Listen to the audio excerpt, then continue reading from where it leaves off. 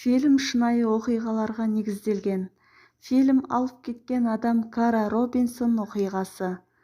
Сериялық өлтіруші ұрлап кеткен Кара Робинсон есімді жасөспірімді оны зорлап 18 сағат бойы тұтқында ұстап, Кара сериялық өлтірушінің пәтерінен батыл қашып кеткені туралы айтып беретін боламын. Кара құрбысының үйіне қонады. Анасына бүгін кездесуге бара алмайтынын, құрбысымен көлге баратынын айтып, кешкі 10-ға таман келетінін айтады.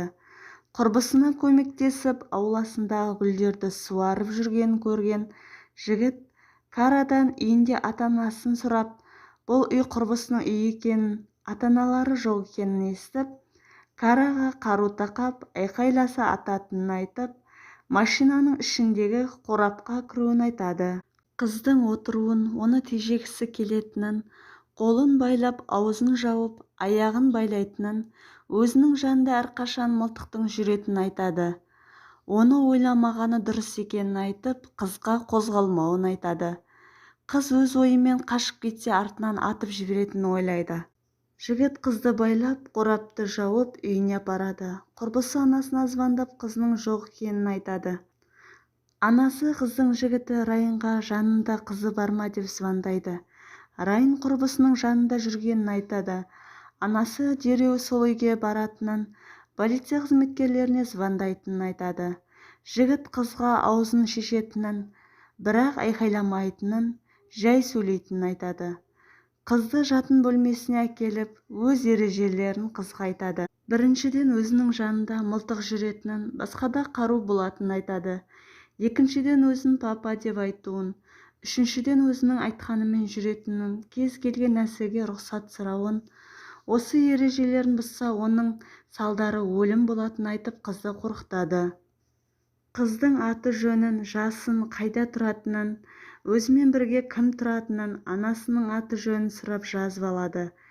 Әкесі мен анасы ажырасқанын, әкесінің де аты жөнін, қайда тұратынын, құрбысының да аты жөнін, жігітінің де аты жөнін жазып алады. Жігітімен 1 жылда жүргенін айтады. Қыздан жыныстық қатынасқа басқа да түрде болғанын сұрады. Қыз ешқашан жыныстық қатынаста болмағанын, ата-анасының құрбысын, жігітін жақсы көресің бе деп сұрақтар қойып жазып отырды. Қыз жаймен деп жан-жағынан ақпарат жинауға тырысады. Анасы ажырасқан күйеуіне звондап қыздарының жоғалғанын айтады. Тергеушіге 2 сағаттай жоқ болғанын, қызының жасы 15 екенін айтады. Қыздың бұрын темекі шегіп көрмеген біліп, темекі шектіріп үйретеді. Қыз ережені бұзбауға тырысып, бар айтқан істеуге тырысып жүреді. Қыз барынша ақпарат жинауға тырысып, қанша жануарлар бар екенін сұрап, бұрын жігіт теңіз флотында жұмыс істегенін, қаз компрессор болып жұмыс істейтінін біліп, қай елге болғанын сұрап, Сан-Диего барғанын, ол жақта өмір сүрген біліп алады. Қызға аяқтағаннан кейін жіберетінін, барлығы өзіне байланысты екенін, өзін айтып беретін болса, өзінің зорланған екенін біліп жүретінін айтып, қызға порно кино көрсетіп, өзіне айтып беруін сұрайды. Анасы қызын уайымдап бөлімшеге келіп, қызының іздеуін біраз уақыт өткенін айтып келеді. Инспектор үйінде қоңырауды күтуін сұрайды.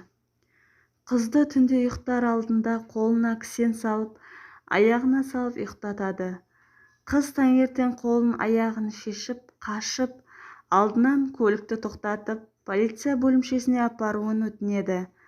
Қыз полиция бөлімшесіне келіп, өзін ұрлағанын айтып, инспектор қолындағы кісенін шешіп, өзін бірнеше рет зорлағанын, ұйықтап жатқанда қашқанын, қара машинаға мініп келгенін айтады. Бөлімшесіне әкелген кісілерден қай жерден мінгенін сұрақ жауап алады. Анасы 18 сағат бұрын қызды ұрланған туралы мәлімет берген. Полиция бөлімшесіне инспектор анасына звондап қызы табылғанын айтады. Қызды сол жерге апарса, сол үйді таба алатыны туралы сұрақтар қояды. Қызды сол жерлерге апарады. Қызға барлық үй бірдей болғасын, ол үйді табу қиын болды. Аулада өтіп бара жатқан кісіден сұрап, үйінде жануарлар бар екенін айтып, Ол кісі бірден сол үйді танып, сол жерге апаруын сұрады. Инспектор қызға бармауын, рациямен ол адамды қару бар екенін ескертеді. Қызды анасымен қауыштырады. Инспектор ол үйге кіріп, ол жігіттің болмағанын көріп, ол адамды іздеуін сұрады. Қызға іздеуде болған жігіттерді көрсетеді. Қыз бірден 8-ші нөмерлі жігітті көрсетеді. Бұл кісі сол квартираны жалдап тұратын, аты жөнін айтып, ол кісінің қашып кеткенін айтады. Қыз үйінде жинаған барлық ақпаратты тергеушіге айтып береді. Құстардың астында қара коробканы қарауын өтінеді. Тергеуші медбикелердің тексеруін айтады. Инспектор қара коробканы ашып, Карені ұрлағанда киген киімін көріп, бірнеше іш киімдер мен газеттер жиынтығын көреді. Барлық жерде ол жігіттің суретін таратып іздеуге тырысады. Инспектор ол жігіттің 12-15 жас аралығында қыздарды үй жағынан ұрлап, бірнеше күн үйінде ұстап, оларды өлтіріп, денесін батпақты жерге тастап кететін болған. Жұмыс тобы 5 жыл жұмыс істегенін, бірақ ешқандай із болмағанын айтады.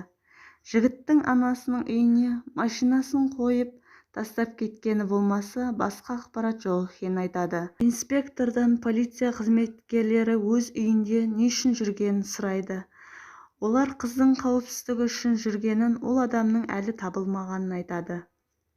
Полиция қызметкерлері әйеліне күйеуінің кішкентай қыздарды ұрлап, зорлағанын айтады. Әйелі түсінбей күйеуін жамандыққа қимайтынын айтады. Жігіттің тәтесі інісінің өзімен кеше хабарласқанын айтады. Тәтесі айтқан қонақ үйінен таба алмағанын, бірақ қыздың киімін тапқанын айтады. Шериф келіп қыздың алған ақпараттарын, интимдік әрекеттеріне рахметін айтып, өзін құрбан болған емес, аман қалғанын айтып, оны қазір таппағанмен, бірақ оны ұстайтынын, қыздың арқасында ол жігіт туралы мәліметтерді білгенін айтып, қызға рахметін айтады. Полиция қызметкері жігіттің тәтесіне звондап, інісіне хабарласқанын, 2 сағат бұрын өзінің жақсы көретін мейрамханасында кездесетінін айтады. Анасы қызын сыртқа жібергісі келмей қорқады. Қызы бұрынғыдай өмір сүргісі келетінін айтып, жігіттің ойынын көруге кетіп қалады.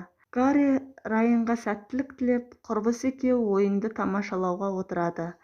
Полиция қызметкерлері жігітті көріп, ізінен жүгіріп жетіп алады.